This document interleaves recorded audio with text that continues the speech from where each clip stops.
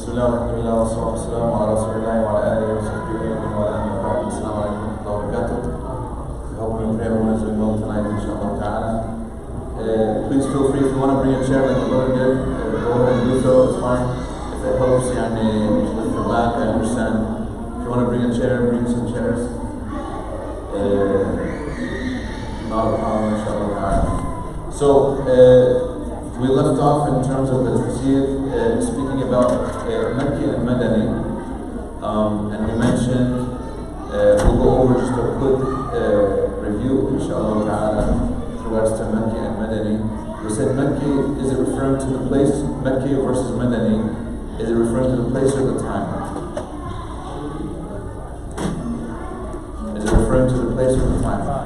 Aywa, the time. So it's referring to the time. And there's many proofs. The proof that we mentioned was the verse اليوم أكملت لكم دينكم. Although it was revealed in Mecca, right, on the day of Arafat, and during Hajj, it was revealed. Is it considered Mecca or Madani? It's considered Madani, right? Because it's after the Hijrah. And of course, we know that thematically, it also matches the Madani verses, not the Meccan verses, right? Because it mentions laws, rules, regulations. At the beginning of the verse, it talks about what has been made prohibited in terms of meat and food. When it was, we mentioned that the Jews, they said, or the Jewish men came to the Prophet and they said, you know, if us Jews, we had a verse like this, we would make it a day of Eid. And Anwar said, it actually is a day of Eid for us as Muslims. Like, what did we say some of the stylistic differences were? What were some of the differences in terms of style? So immediately you can read a verse, understanding the stylistic differences, you can pretty much tell this is the Madani verse, this is the Meccan verse. What were some of the differences? Harsh and soft, very good. Fi ash-shidda, and so where is the shidda found? In the Meccan verses.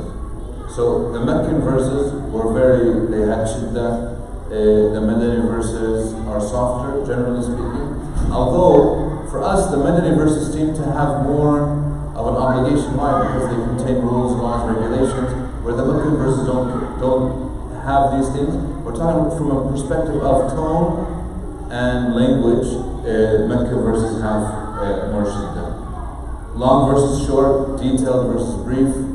So length almost always is a very good indicator of whether the verse is Mecca or Madani, right? Detail versus being very general. So the Meccan verses were known for being very general, they're not specific. The Madani verses are very specific and sometimes they're general. Eloquence, we said, remember, eloquence has to do a lot of times, and with the use of language, it does not mean that the Madani verses were not eloquent, they're very eloquent, and in fact, there's a lot of i'jaz in terms of the eloquence that can be found in how brief Allah subhanahu wa ta'ala is, yet how much information is contained. And that the changing of one tashkil can change, subhanAllah, so much. And we'll get to this inshallah ta'ala when we talk about the verse of wudu. Ya ayyuhalladhina amanu idha qumtum ila salati faghsilu wujuhakum, this verse that talks about how to make wudu. At the end it says وَامْسَحُوا بِرُؤُوسِكُمْ وَأَرْجُلَكُمْ إِلَى الْكَعْبَيْنِ. If I had said وَأَرْجُلِكُمْ instead of لَكُمْ, it changes the whole fiqh opinion. In fact, some fiqh schools differ on whether it's a fatha or a kasra, because some of the qira'at have a kasra, some of the qira'at have a fatha. If I have a fatha, that means I have to wash my feet. If I have a kasra, that means I wipe my feet. Why? Because if it has a fatha, that means it goes back to the ghusl, and if it has a kasra, it goes back to the masah.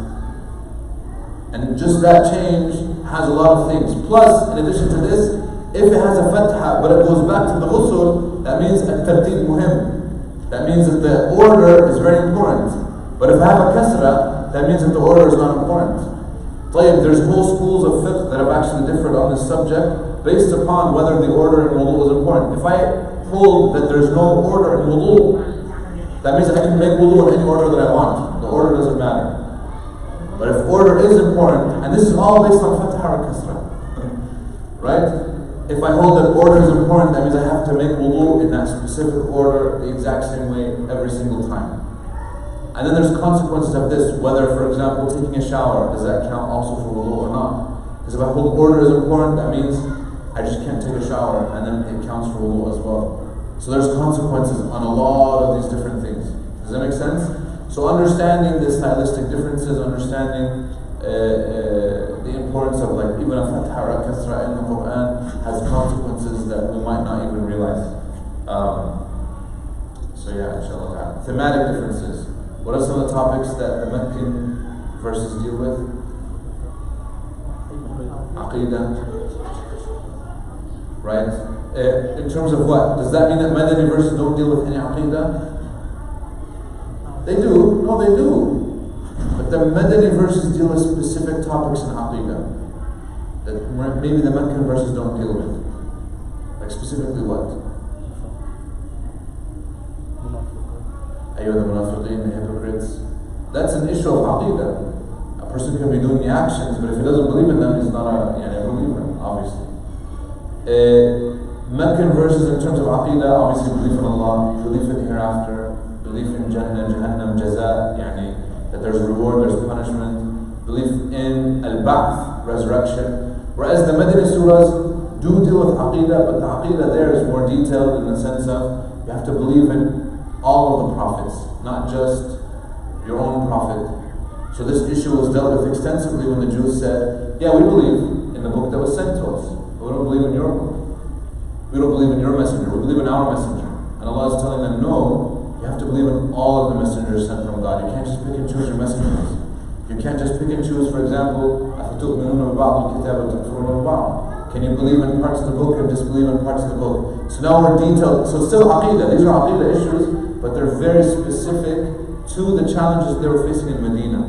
So obviously they were facing Ahlul Kitab, the Jews, they were dealing with the Christians, they were dealing with a lot of these different types of groups, which obviously means that the Madani verses still deal with Aqidah, but it's different Aqidah topics. Obviously the main broad ideas of Aqidah, yes, in the Meccan verses, we're dealing with those for sure. Obviously the Madani verses deal with transactions, behavior, they deal with acts of worship, fiqhiyat, usul sharia, these types of things are set in what verses?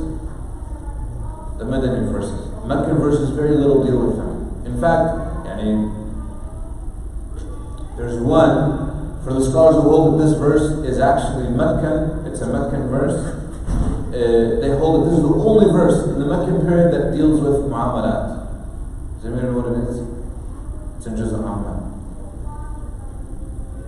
Because the whole surah, we know is a Meccan surah, but then some people say, no, the first 6 verses of the surah are not Meccan, they're Madani, because of the topic.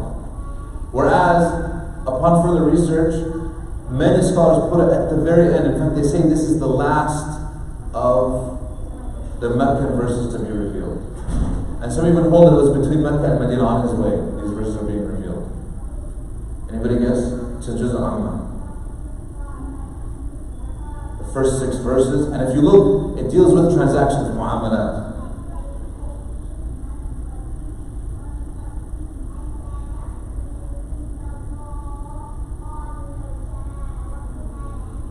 Anyone? Huh? Yeah. So there's a surah in Juz al-Amma where it deals with mu'amalat. Mu'amalat are transactions. Something that they were doing is haram. And Allah was mentioning it. Whereas this didn't happen in the Meccan period. Whereas to say riba is haram, this is haram. So they were doing something that was haram and Allah revealed it. Whereas most of the Meccan period, all of it, didn't deal with transactions except for this verse. And this is why there is a minority of scholars who hold that those 6 verses, the first 6 of this surah, are actually Madani because of the theme. Ayyuha, good job, yes. Mutaffifin, yes. Waylun lil-mutaffifin. Right? Who are mutaffifin? Of course we know there were people that were cheating in their transactions. Okay? Because of this, there are a group who say those verses are Madani, the rest of the surah is Meccan. In fact, the whole surah, there's no proof for this. There's no textual proof. It's a conjecture. The other group holds no. The whole surah was revealed together. There's nothing to prove that it was this way. but it was at the end, the very end of the Meccan period. In fact, it might have been one of the last, if not the last thing that was revealed in Mecca.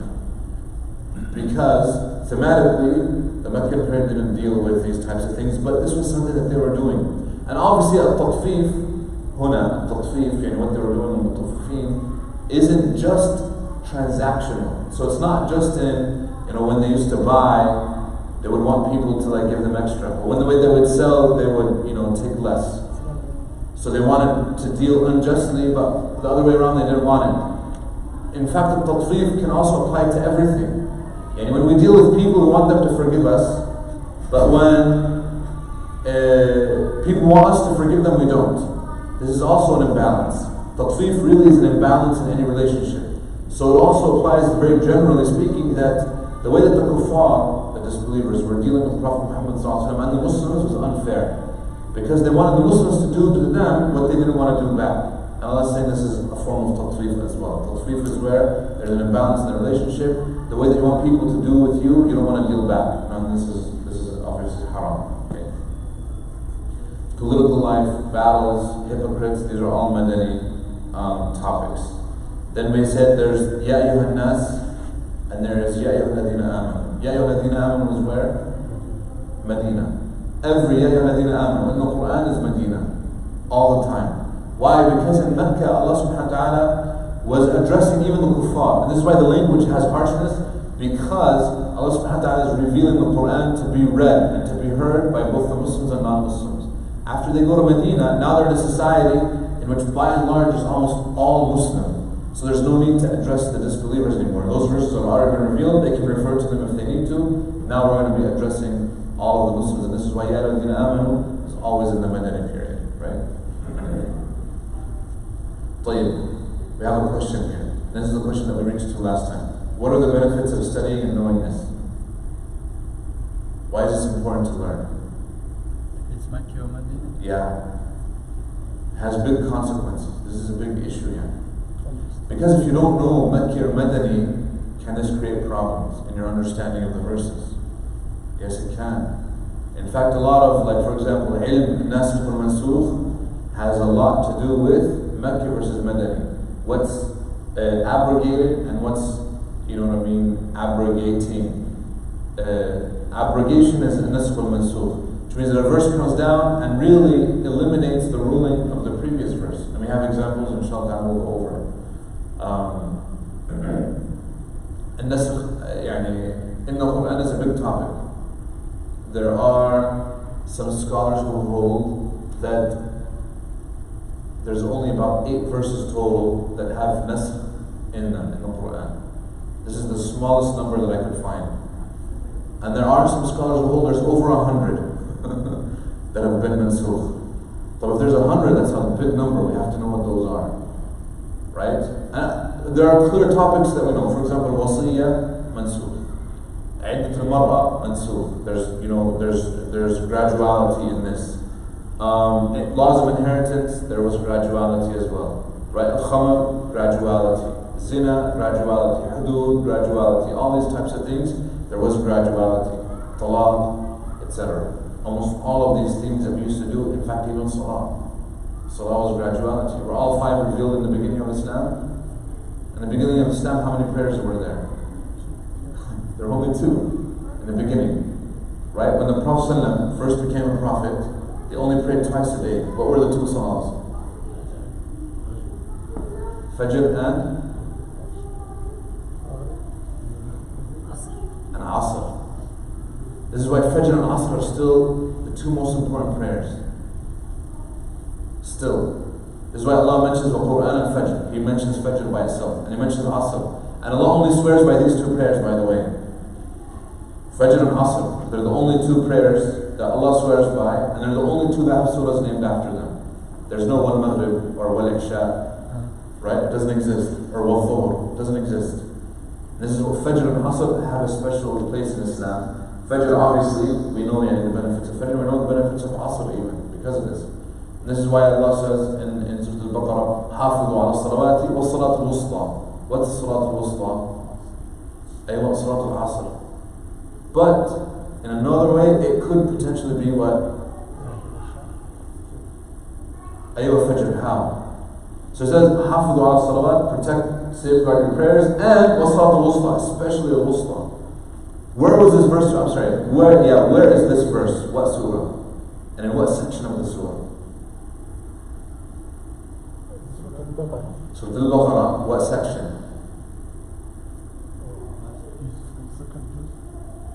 Yeah, but I'm saying in between what? And the verses before it are talking about what, and the verses after it are talking about what. It's very interesting that this verse, حافظوا على الصلوات والصلاة الوسطى وقوموا لله قانتين.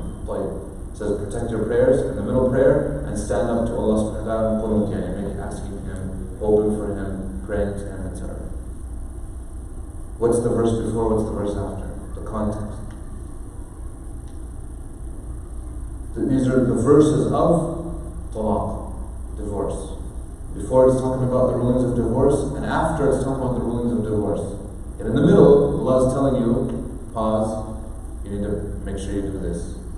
It's as if He's telling you that in the middle of divorce, which is obviously one of the most difficult times of a person's life, inshallah, Allah protects us, nobody has to go through it, right? But if a person has to, it's one of the most difficult times of a person's life, especially on the sisters. Yeah, they go through it, they take it emotionally tougher even than the brothers. But the brothers obviously deal with it as well. It's tough. Allah is telling you, no matter what's going on, you still have to safeguard your prayers. It doesn't matter. And especially Salat al-Asr. And it's as if protecting Salat al-Asr protects what for you? Protects your marriage. One of the barakas, and this is not an exclude, not a clear dalil, right? But this is dalil istinbat, it's a reflection that obviously protecting your prayers, protecting especially Salat al-Asr, وَقُومُوا لِلَّهِ قَانِتِينَ, and stand up to Allah in qunut, obviously is referring to Salat al-Layl, and the prayers at night will help protect you and guide you through whatever difficulty you're going through. Salat al-Wusta is Salat al-Asr, right? How is it Salat al-Asr? We have Fajr, Dhuhr, Asr, Maghrib, Isha. So the middle one is which? Asr, Tayyib. But if we say that the day starts at what? Islamically, the day starts when? At Maghrib. Right? Technically, Maghrib. So if you count from Maghrib, which is the middle prayer now? It becomes Fajr. Does that make sense? And this is a minority opinion. The majority hold that Salat al-Wusta is Asr. In fact, there's a hadith in Sahih Muslim, in which the Prophet says, Salat al-Wusta is Salat al-Asr. It's the Asr prayer. But obviously we know that both of these. So in the beginning of Islam, regardless, in the beginning of Islam, Fajr and Asr were the only two prayers, and there are only 2 rak'ahs each. Only 2 rak'ahs each. And we know that... This before Isra? Yes. This is in the beginning of the Meccan period. Remember, Hadith al-Isra was when? When did al-Isra wal-Mi'raj happen? What year? Aywa, before he migrated to Medina. Maybe roughly about a year before he migrated to Medina. Maybe 2 years. Not more than this. Exactly when, we don't know exactly when, but we do know it was after the death of Abu Talib, and it was after the death of Khadija, radiallahu anha. It was during the Am al-Huzn, right? The year of sadness in which the Prophet faced a lot of difficulties, etc. And then he had to leave Mecca for a while. And then, all those things happened right after that. So Al-Isra wal-Mi'raj is obviously at the end of the Meccan period. But for those 10 years, let's say it was 10 years, let's say it was 11, 10 or 11 years, what were they doing? Obviously they were still praying, because Aqam as-Salah was revealed multiple times. Salah was there, and the idea of Salah was there, obviously. So we know that the graduality of legislation entailed that they were praying those 2 Salahs, right? Fajr and Asr. It was only 2 rak'ahs. But then there was a 3rd prayer that was mandatory upon them after Surah Al-Muzammil was revealed. So after the revelation of Surah Al-Muzammil, a 3rd prayer was mandatory upon them that now for us is not mandatory. What is it? Aywa Qiyam al-Layl. Qiyam al-Layl, tahajjud at night, was mandatory upon the early Muslims. Ya ayyuha al-Muzammil, qum al-layla illa qalila. Qum, khalas. The amr, it means it's mandatory now. Illa qalil. Nusfahu. Aw qus minhu qalila. Half, or take away a little bit. أو زد عليه, or even increase. وَرَتِّلِ الْقُرْآنَ لِيَهْتَدُوا تَرْتِيلًا. Afterwards, now what's interesting in Surah Al-Isra itself, right? Allah subhanahu wa ta'ala says, وَمِنَ اللَّيْلِ فَتَهَجَّدْ بِهِ نَافِلَةً لَكَ عَسَىٰ أَن يَبْعَثَكَ رَبُّكَ مَقَامًا مَحْمُودًا. Now it becomes nafila, and then إِنَّ رَبَّكَ يَعْلَمُ أَنَّكَ تَقُومُ أَدْنَىٰ مِنْ ثُلُثَيِ اللَّيْلِ. This reduced the difficulty. It now became optional for the believers, but it remained mandatory for the Prophet ﷺ. This is why he would make. Now, what would happen if the Prophet ﷺ missed his tahajjud at night? Let's say he's tired, he couldn't pray at night, which happens to all of us. What would he do? Now? Yeah, he would have to pray it in the daytime. Because it's mandatory for the Prophet ﷺ, he would make it up. When would he make it up? At duha time. Can you salliha duha? And he used to pray at duha. Aisha, she narrates this in the authentic hadith. Okay? So, knowing Makki versus Madani helps us understand what the brilliance of the Quran in terms of speaking to the people at the level that the people understand. You know what I mean? Where are the people? Number one. And this is hugely important. If we're dealing with disbelievers, use verses for the disbelievers. We're dealing with believers, use verses for the believers. We're dealing with people who are brand new Muslims, here's some ideas. We're dealing with Muslims that have been Muslim for a while, here's some ideas as well. This is why it's always recommended for people when they start memorizing or learning the Quran to start from Juz' Amma. Why? The vast majority of Juz' Amma is Makkah. So the Meccan parent has to deal with these core aqidah issues, which are very helpful and beneficial to teach to the people. This is why inshallah ta'ala in this, once we finish the usul, we'll do Surah Al-Fatiha and then we'll start Juz' Amma from the back. So we'll start with Surah Al-Nas and then we'll go forward. We'll go the opposite direction. In order to help facilitate this, because they deal with core aqidah issues. Although Surah Al-Nas, by the way, Surah Al-Nas is revealed where?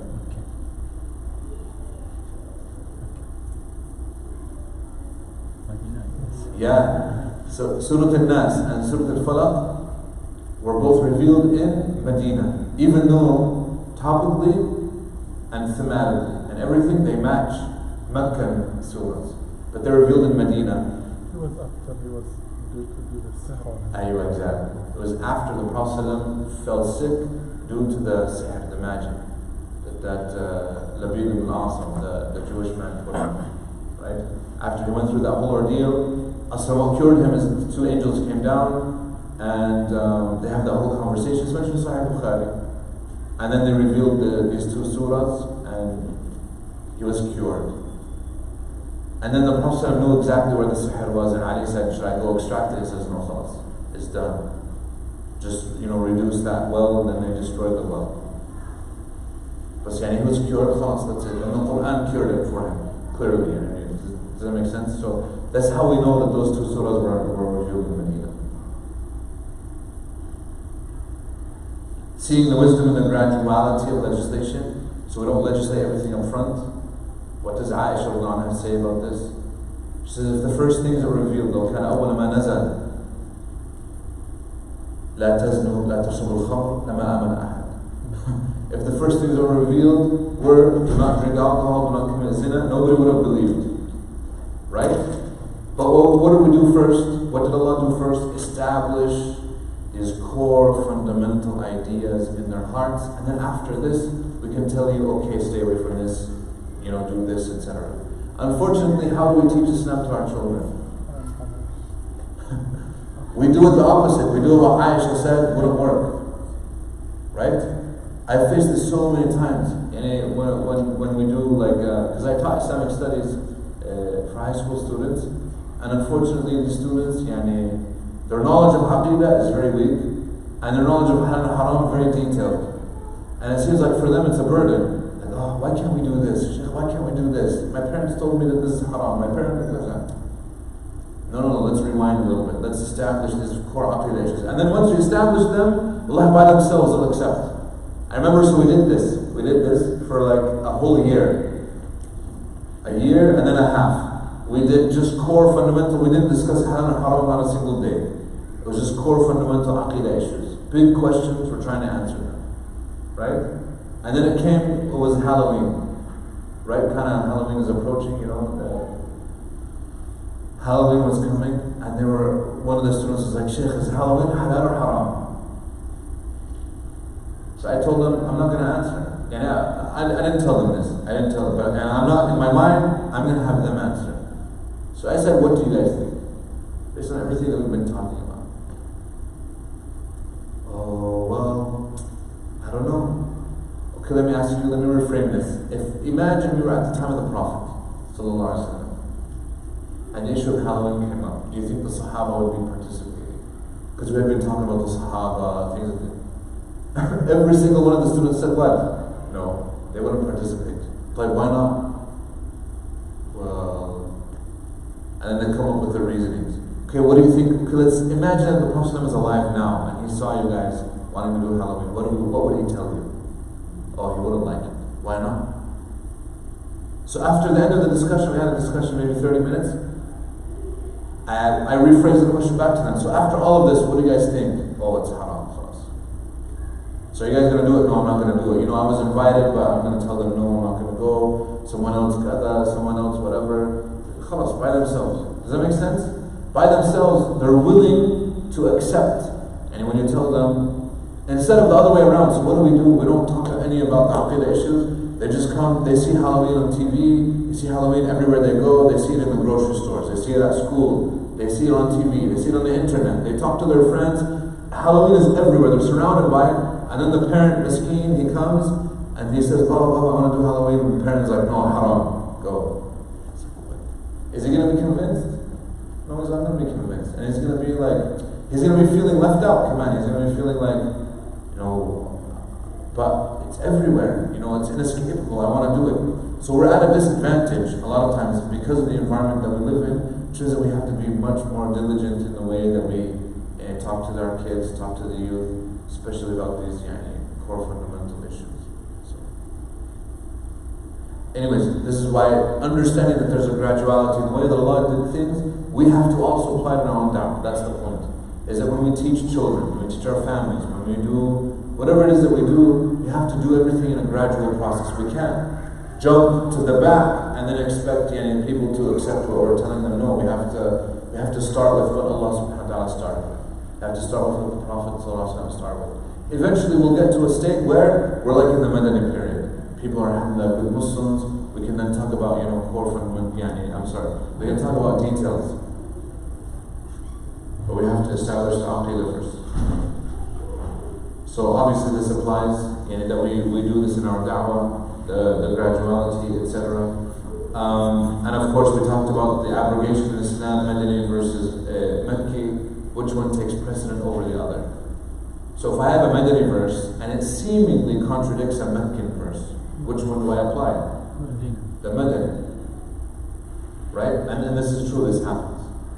In terms of ruling. Why is the verse still there? There's wisdom behind this. And inshallah ta'ala we'll mention some examples to go over. But if the verse isn't, if we're no longer going to apply it, why is it still there? Okay? So we'll get to this. Here's a question. Why is the Quran piecemeal? Meaning, what is the wisdom in revealing the Quran over a period of 23 years? From the condition of the situation. According to the situation. So sometimes situations would be helped purely by revealing some verses. What did you say? Sabr. Okay, establishing patience in the Prophet ﷺ. Very good. These are excellent. Because obviously it was just revealed, now here, it's here. But when Allah SWT reveals it piece by piece, He knows exactly what the Prophet was going through. Every bit of the Quran that was revealed to the Prophet was for wisdom, and it helped the Prophet. Right? So here's a verse. This is in Surah Al-Furqan. قال الذين كفروا لولا نزل على القرآن جملة واحدة كذلك لنثبت به فؤادك ورتلناه ترتيلا.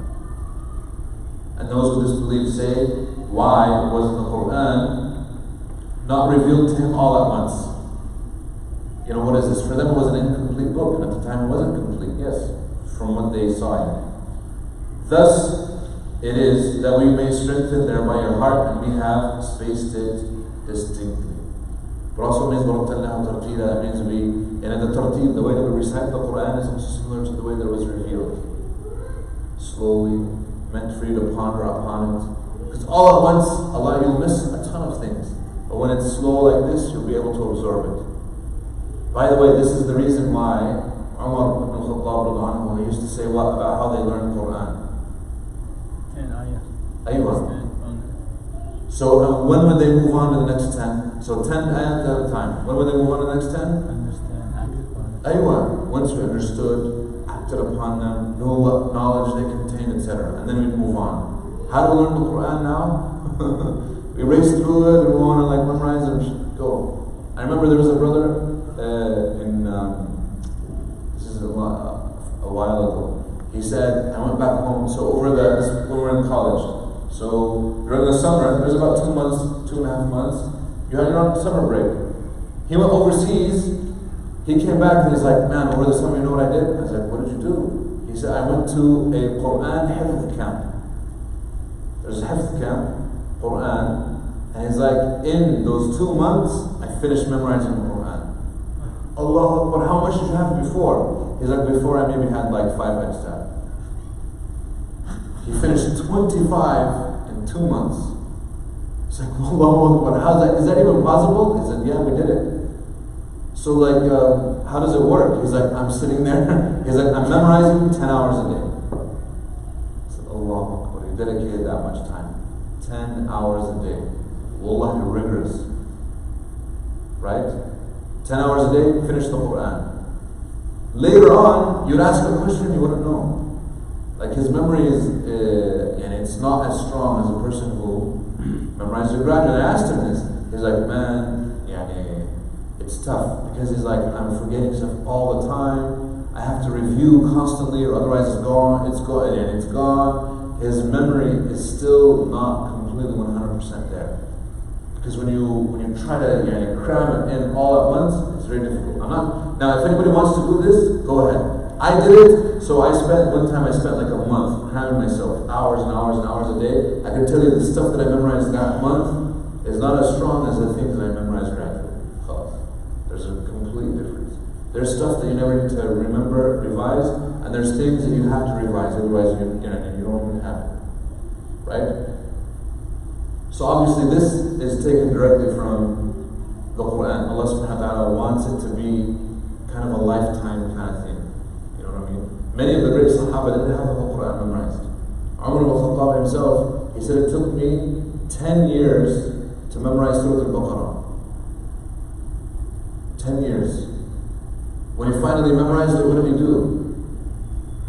He slaughtered 2 camels. And he invited people over for food. He's like an accomplishment. Right? He wanted to celebrate. But it took him that long. Why? Because he's taking his time, he's learning it, he's understanding it, so he can obviously apply it, inshallah. Here's another verse. وَقُرْآنًا, this is from Surah Al-Isra. وَقُرْآنًا فَرَقْنَاهُ لِتَقْرَأَهُ عَلَى النَّاسِ عَلَى مُكْثٍ وَنَزَّلْنَاهُ تَنزِيلًا. The Quran, so it is a Quran. Right? Which we have faraqnahu, we have separated, meaning by intervals.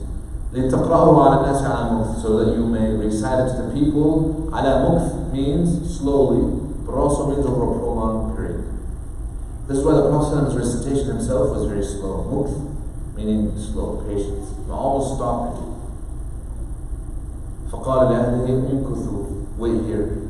So it's as if he's waiting. This is why they said sometimes when they would hear the Prophet recite, he would be quiet as much as he was reciting. So imagine if I recited a verse, we don't recite this way, I'm telling you, we don't. And if we did, people would be like, what's wrong with this person? There's something wrong.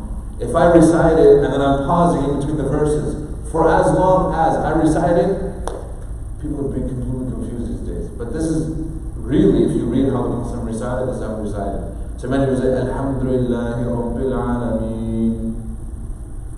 And he's just quiet, as long as you recite it. Ar-Rahman Ar-Rahim.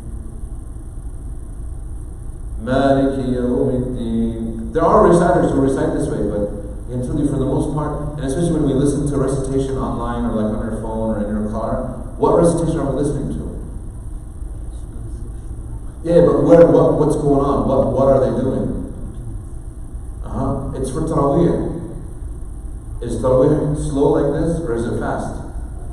It's fast. This is why there's many scholars, by the way, who tell you that when you want to learn the Quran and you're trying to learn especially tajweed and stuff like this, don't listen to the Taraweeh reciters. If it's a Taraweeh recording, don't listen to it. Especially when you're starting out. If you're later reviewing and stuff, that's fine, you can listen to it because you know what to listen for. But the Taraweeh reciters is actually very bad, especially for beginners. What's more beneficial for them is a person who's reciting without somebody standing behind him like, hurry up, Sheikh, you know, we want the Taraweeh to end in an hour and you're going to go over. You know what I mean? So Taraweeh recitation has its place, but it's not good for learning. Learning, you need to listen to a reciter who's reciting slowly, intelligibly, all these types of things. So anyways, this, تقرأوا عن الناس على مكث, for you to recite it to the people, على مكث, slowly, beneficially. وَنَزَّلْنَاهُ تَنزِيلًا, and we sent it down. تَنزِيلًا, نَزَّلْنَاهُ, doesn't say أَنزَلَ. أَنزَلَ means sent down at once. نَزَّلَ, meaning it's sent down in intervals, pieces. Sometimes only one verse will be revealed. Sometimes a few verses. Sometimes a whole surah. But this is rare. Most of the time, you know, the surahs that are sent down in pieces. It's the difference between looking forward to something or having it all backed up in your queue. Yeah. You can accumulate knowledge all at once, go to a workshop, 6-hour workshop, or have it divided in intervals. Which one is better? Divided in intervals. Right? By the way, this is taken from statistics. Had anybody heard of binge watching? Especially like with Netflix and these streaming services, there's binge watching. Has anybody heard of this word before? Binge watching? One person? They have like a show, right? Let's say there's a show that people are watching online, and all the episodes are there, 10 episodes, and the person tells me like, oh, I watched this show, I finished all 10 in one day. Versus a person who says, you know what, one day, one episode. Who do you think takes more out of the show? The person who watched all 10 in one setting, or the person who watched one per day? And this is a show, not a lecture. This is not, this is not knowledge. This is just a show, entertainment. Who takes more out of it? One per day. Yeah, one per day. Why? Anyway, he's contemplating, his mind has time to process, he's thinking about it, he's, all these things. There's a lot of experiences that maybe will pass upon him. And even if you reflect on your own life, you'll realize that this is true. Experiences that are all at once, jammed, you'll start to remember the details later. This happened to me, I've taken some classes where we were all at once. 8 hours, you're in a classroom. 8 hours, one class. And you'll forget things, and then later you're like, oh man, this happened, and what happened? And your mind is completely a mess versus just short amounts, but for a long period of time. This is why Allah Himself loves what type of deed. The Prophet says, He loves what type of deed? أحب الأعمال الله أدومها وأتقاها. Most continuous, even if it's small. And wallah, that has a big effect. It has a huge effect, cumulative effect. Okay? Why piecemeal? Here's another thing. Graduality in legislation. An example, alcohol. Khamr. Was alcohol haram in the beginning of Islam? No, it was not. Why is this? Remember what Aisha said? If alcohol was made haram from the beginning, would anybody believe? No. It would be very difficult. What's interesting is that this is what happened in America. What was it, the 19th Amendment? In the 1920s, the 19th Amendment was passed here in the United States to make alcohol illegal. Here in America, for about 13 years, 12 years, whatever it was, alcohol was illegal in the United States. You couldn't find it in the stores, you couldn't find it anywhere. But then what happened? Right now, can you buy it? Yeah, it's legal. So what happened? They gave up. They gave up. The jails was full. And they went back and they made it legal again. Right? It messed up. Now they had good intentions. In the 1920s, they wanted to make it illegal. Why?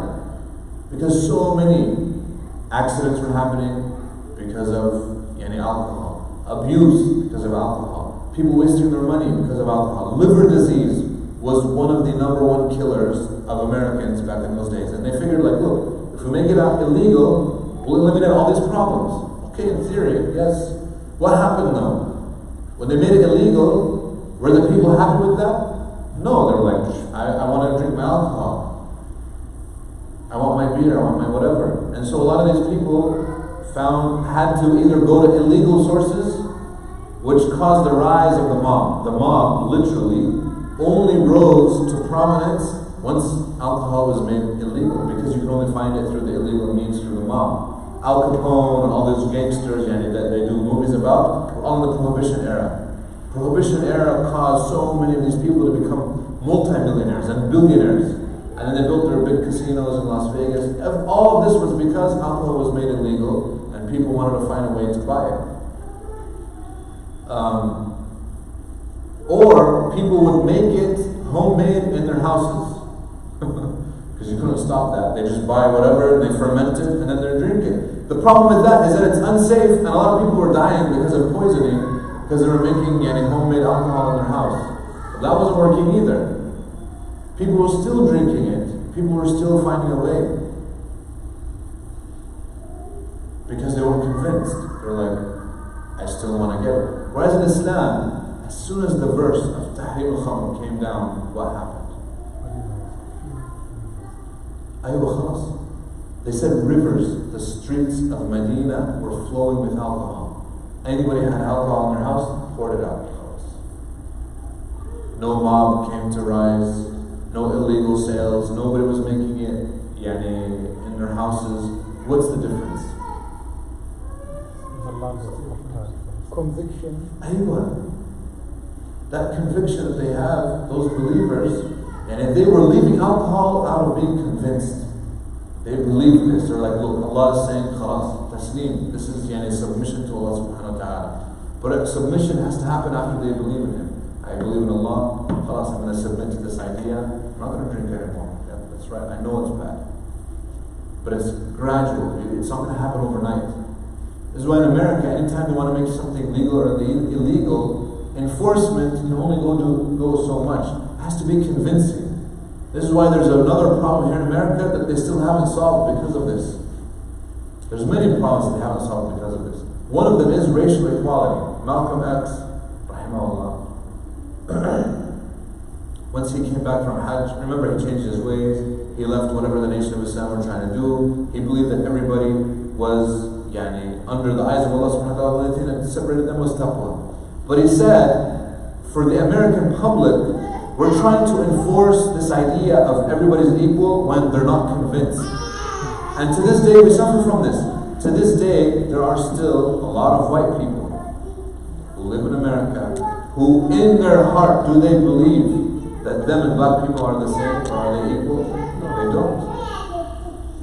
But they're saying legally, I have to abide by it. And so legally, and even in the way that he behaves, he's like, I'm going to do whatever the law says.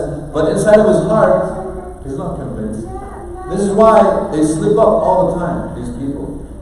Because it's not emanating from here. It's not based on aqidah, it's not based on a belief. But if it's based on a belief, we don't have to enforce it anymore. And enforcement is, and the people will enforce it themselves.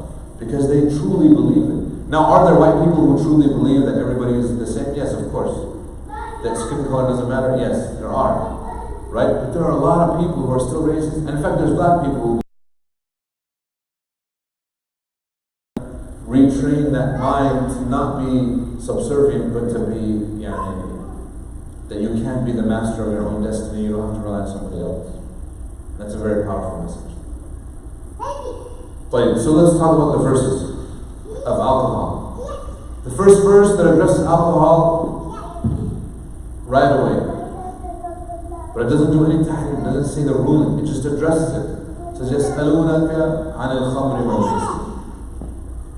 They ask you, Muhammad concerning what al-khamr wal-maisir, alcohol and gambling. قُلْ فِيهِمَا إِثْمٌ كَبِيرٌ وَمَنَافِعُ لِلنَّاسِ وَإِثْمُهُمَا أَكْبَرُ مِنْ نَفْعِهِمَا. What's amazing, wallahi, this is one of the most amazing verses in the Quran. They ask you, Muhammad, about alcohol and gambling. Say, in them is great sin and some benefit for the people. But their sin is greater than their benefit. What's amazing about this verse, Allah doesn't say, it's evil, it's haram, it's all these things. Allah is clearly telling people, is there a benefit in alcohol? Is there a benefit in any intoxicant? Yes. There is a benefit. You know, one of the things that the youth deal with is like marijuana and these types of things. They're coming like, Sheikh, but there's like a lot of benefits. I'm like, you don't have to tell me this. Allah says this. I can tell you the benefits. Ta'al, sit down. But what does Allah say? The harm is greater than the benefit. And in Islam we have a rule. Whenever the harm is greater than the benefit, it's haram. But this verse doesn't say haram yet. Right? Because a lot of people are confused by this. Even alcohol, is there a benefit? Yes, of course there's a benefit. Where's the benefit in alcohol? Now? Medical purposes? Yeah, there's a benefit. Huh? Some calories, sure. Easy money. Easy money, yeah, I was going to wait for somebody to mention the business aspect. There's a market. I can make money off of alcohol. Are there Muslims who make their money off of alcohol? No. Yes, there are. Does that mean it's obviously it's haram, right? But is there an economic benefit from alcohol? Right? Is there an economic benefit even from marijuana? I met a brother came to my office and he's like, Sheikh, I'm looking for a job. I'm like, okay, what's going on? He's like, I'm trying. He's like, right now I'm in a business, but it's a haram business. What do you do? He's like, I sell weed. Okay. Is there an economic benefit? Yes. Miskeen. So the guy, if he wants to find a job, he's going to find a job for minimum wage. He's going to find a job for $10, $12 an hour if he's lucky. You know how much money he was making off of marijuana? Tax-free, $6,000 a month. I was like, man, I'm in the wrong business. What is this stuff going on? No taxes, and you're getting that amount of money. It's fitna. And he says, I only work with 3 hours a night. At night time, you know what I mean? I'm just selling, and that's it. He has a system. That's a big fitna. Now imagine for him, may Allah subhanahu wa ta'ala give this person steadfast. May he make him steadfast. Imagine for him it's a big fitna. He's convinced, he knows it's haram. He knows that there's some benefits. He himself is benefiting, like he's making good money, tax-free, part-time work. But because he's convinced, he wants to go find halal work and take this huge pay cut in order to please Allah subhanahu wa ta'ala. He did. He started working as a dishwasher at a restaurant, making $12 an hour. When he's convinced, he's like, it's haram, this is what I have to do. And he did that. Wallahi, may Allah make it easy. It's tough. Okay? So, is there a benefit in alcohol or any of these types of things? Yeah, there's an economic benefit. There is even maybe nutritional. Some people were trying to, and it turns out that this article, this study was paid for by the Wine Association, the alcohol lobby. So every industry in America has a lobby, right? And they go and they try to influence government, and they influence, they pay for studies. So there was a study that came out a few years ago that showed that if you drink 1 glass of wine a day, it has antioxidants which are healthy for your heart.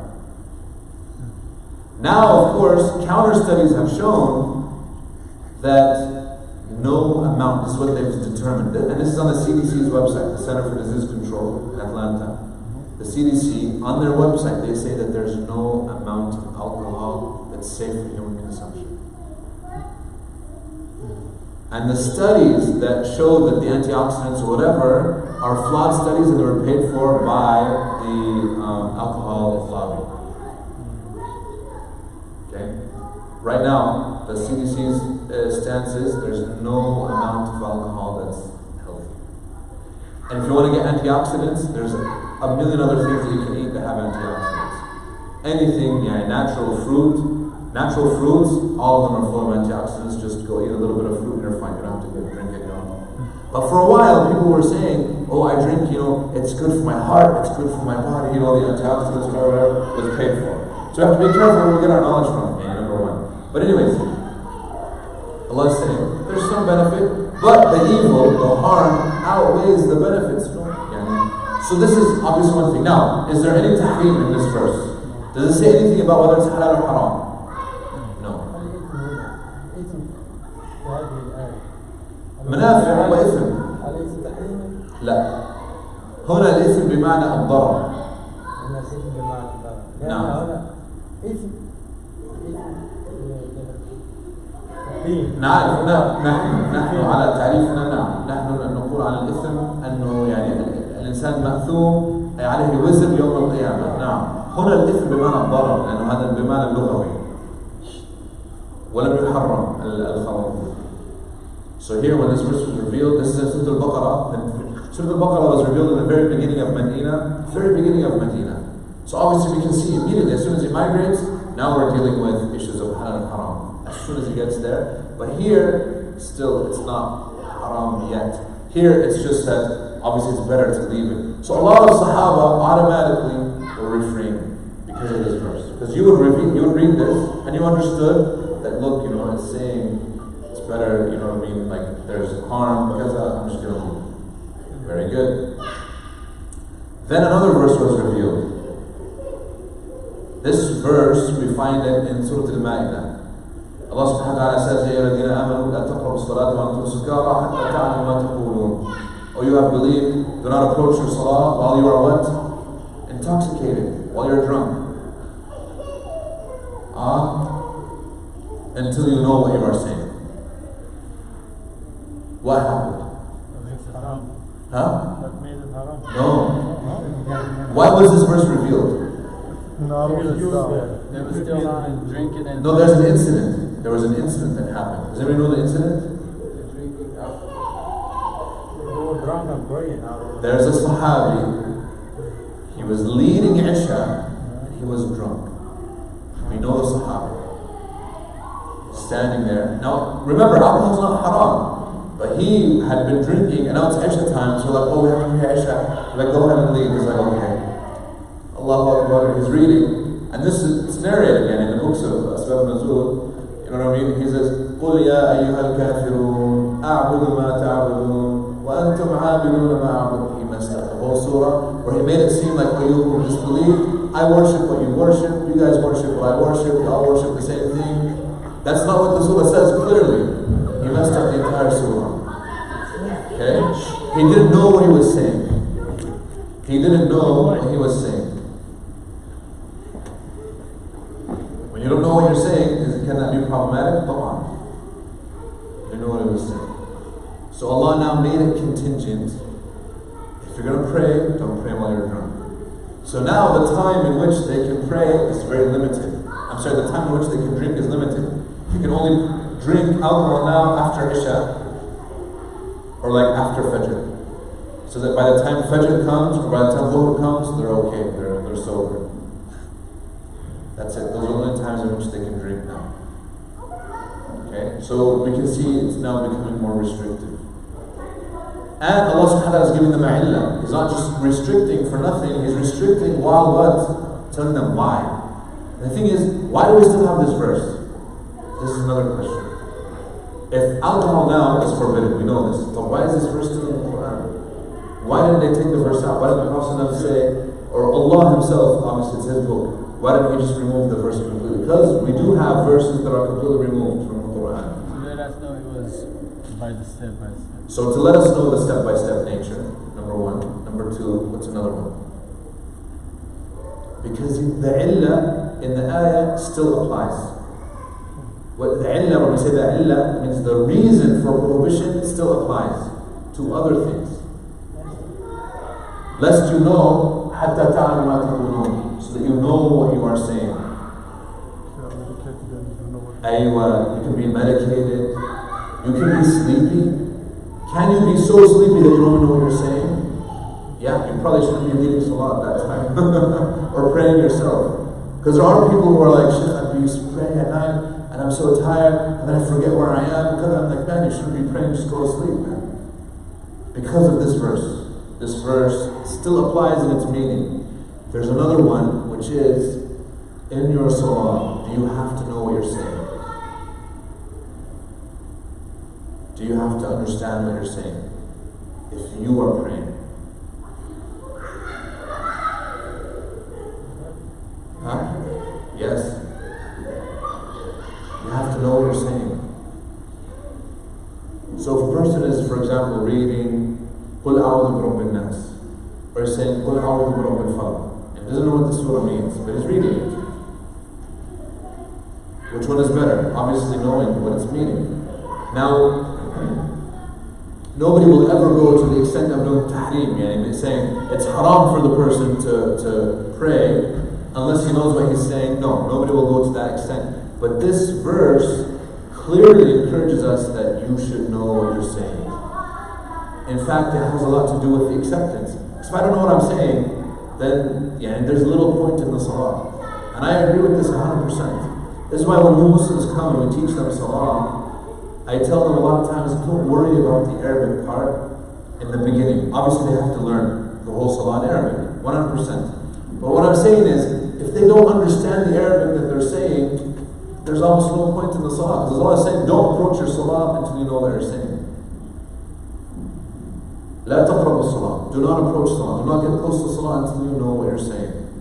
So unless people know what they're saying in their salah, there's almost no point in it. Because salah, the whole point of it is to connect with Allah subhanahu wa ta'ala. If you're not connected, you don't know what you're saying, how are you connecting? The connecting part is the important part. The understanding part is the important part, not the technicality of what you're saying. And there's so many times we teach our kids, Subhana Rabbil A'la here, Subhana Rabbil Azim here, and has no idea what it means. But for the kids, we need to flip it around. And you tell them, okay, this is what it means. Say it, but I want you to understand exactly what it means. You're praising Allah, you're exalting Him. Okay, what does that mean? You're saying how great Allah subhanahu wa ta'ala is. So you have to be thinking, how great is Allah? What are you appreciative of? What are you thankful for? What are the things Allah has given you in your life? Think about these types of things. Know what you're saying. Surah Al-Fatiha, how many people read it and they don't know what it means? Or even the small surahs, they don't know what it means. This is a problem. So obviously Allah kept this verse in order for the meaning of it to still be valid. When we approach our salah, we have to know what we're saying. Make sense, guys? And then of course we have the story of the Sahabi who led salah. And I mentioned his story. He read Surah Al-Kafirun, Masjid. Third verse. This is Ayat al-Tahrim. This is the verse that makes it haram. Ya ayyuha alladhina amanu. الخمر والميسر والأنصاب والأزلام رجس من عمل الشيطان فاجتنبوه. This word, فاجتنبوه, made it haram. I was sitting one time in a barber shop. So let me translate it first. It says, oh, you have believed, indeed, al-khamr, intoxicants, wal-ansab, wal-maisir, which is gambling. Al-ansab, sacrificing on stone altars, obviously other than Allah. Wal-azlam, divining arrows. Those are when they wanted to make a decision and they would just do it based upon luck. Like it's like, I don't know, whether I should buy this car, I'm going to flip a coin. That's haram. That's not how you make a decision in Islam. Or should I go to this city or this city, flip a coin? No, haram, bro. You can't do it. Are defilement from the work of shaitan, so avoid it so that you may be successful. It says what? Fajtanibu, avoid it. So this brother came up to me and he's like, oh, are you the imam of the masjid? I was like, yeah. So he says, alcohol is not haram in the Quran. I don't know why you guys keep on telling people it's haram. I was like, what? He's like, yeah, Allah doesn't say it's haram. I was like, okay, what does He say? He says, fajtanibu, just avoid it, stay away. Okay. He's like, but yeah, but... So I'm like, okay, so how are you, if He says stay away, how are you drinking it still? I mean, if you're saying that it's not haram, clearly that means that you can drink it. How do you stay away, but I'm still drinking it? Like, how does that work? And he's like, no, it means don't drink it that often. What do you mean? It says stay away. It doesn't say don't drink it that often. He's saying stay away. In fact, if you look at it, aslan, linguistically, fajtanibu is ashad tahriman min tahrim. If the verse said, La tashrab al-khamr, do not drink alcohol, we would now be having big discussions about whether it is permissible to sell it or to make it or to do anything else of it. It says fajtanibu, that means stay away from it. It means you have to stay away from anything that has anything to do with it. Right? This is why the Prophet ﷺ says, لُعْنَ فِي الْخَمْرِ تِسْعَةً. 9 people have been cursed when it comes to alcohol. And he mentions 9 categories of people. And then at the end he says, وَكُلُّهُمْ سَوَاء. All of them are the same. أعوذ بالله. says شاربها جالسها, the person who sits at a table in which is drunk. And you can't sit at the same table in which the alcohol is being consumed. In one of the narrations, it even mentions, of course we know عاصرها, حاملها والمحمولة إليه وبائعها وشاريها. It's the person who buys it, the person who sells it, the person who carries it, the person who transfers it, the person who juices it, the person who ferments it, the person who consumes it. And one of the narrations says متأملها. You know what متأملها means? التأمل, huh? Looking at the ship. Yeah, he's looking at it. He's like staring at it. Why do you think, wallahi, what's amazing is, why do you think in alcohol commercials on the TV, what do? They just show you an extreme close-up of the beverage. And it's overflowing sometimes on the side, and you see the alcohol itself, huh? And in the beverage, the thing, because also number one, there's laws in America, there's a law that says, I don't know if you guys know this, where you cannot in commercials show anybody drinking alcohol. That's illegal. So you'll never see somebody drinking alcohol. So instead they found a loop around which we're going to show you the alcohol so much it's going to be this big on your TV. It's going to take up the whole TV. And you just want to, you're staring at it. This is why people are staring at it, like looking at it like, wow, look at that. MashaAllah. I mean, not MashaAllah, but you guys obviously know. That's the problem. Even with Ta'amilu is staring at it, like contemplating it. This is why there's brothers that are telling you shit, like this is why, like I want to even avoid, like if I'm in Kroger, I avoid the wine aisle. I just don't want to see it. Right? And then now we have Iful Ma'asiyah, which is where we become desensitized to the evil. And walk down the aisle and you're looking at like, man, the bottles, they've changed it. You know what I mean? They used to, now they're just so well designed, so nice and pretty. You know, the design is so alluring, subhanAllah. They make it look very attractive, right? On purpose, obviously. So this is why even staring at it is of no benefit. So فَاجْتَنِبُوهُ means avoiding it as much as possible. Like, we'll stop here. The next slide is about the order of the Quran. And there's 3 different types of order, so that's a different topic, inshallah. We'll stop here. Any questions? Inshallah. Yeah? How do you fit in medical use of alcohol besides fair The American use of alcohol? medical. The medical use of alcohol. In medical uses, the scholars allow much more than outside of medical purposes. Does that make sense? There's allowances afforded in medicine because we're saving lives. It has to do with the darar. Going back to that other verse, فيما إثم ومنافع للناس وإثمهما أكبر من نفعهما. But once the opposite is true, that nafa' is akbar min al-darar, then it's allowed. Obviously, in terms of alcohol for medical use, nobody drinks the alcohol anymore. We're not drinking it. We're using it for what? What is alcohol used for in medical use? Cleaning, mixing. Sometimes, but even then, so one time we were with a doctor. He's a pulmonologist, lung doctor, and he was talking about cough syrup. And he said, also as a doctor, I never prescribe cough syrup. Cough syrup is actually not helpful for an actual cough. Cough syrup has a high content of alcohol, and there are people who abuse it, and they actually can get drunk if they drink too much of it. Because it's like 10-15%. Right? There's famous stories of like these old ladies, Maskina, they told her to stay away from alcohol, but she always has a cough. Turns out the cough is a fake cough, She just wants to get the alcohol from the cough syrup. So she'll go to the pharmacy like, oh, I need cough syrup, and then she drinks the whole bottle and she's drunk. She gets a buzz. Right? Obviously that's abusing it. But I'm telling you, from a medical point of view, Aslan never used cough syrup anyways. And many doctors stopped prescribing it, subhanAllah, because alcohol has effects. And there's better ways now to help with the cough anyways. So I'll tell you right now, avoid cough syrup. The only alcohol in medical purposes that's still beneficial is like used for cleaning, rubbing alcohol, those types of things. You're not consuming it like that. But there are a minority of scholars who hold aslan that alcohol, because it's haram, is also najis. Najasatul khamr. Where the majority, well, not the majority, other fuqaha, they hold that no, khamr is not najis, because in order to say that it's najis, you have to have dalil shara. This is the opinion that I hold as well. That I follow that, that group of scholars that say there's no proof that it's najis, and because there's consequences. Anything that has alcohol becomes najis. That means like cologne. If you have cologne and it has alcohol in it becomes najasa. You can't use it. And there's why there are some scholars who will say that even using cologne that has alcohol in it, you can't use it. Or even like toothpaste. There's soaps where they have alcohol in them.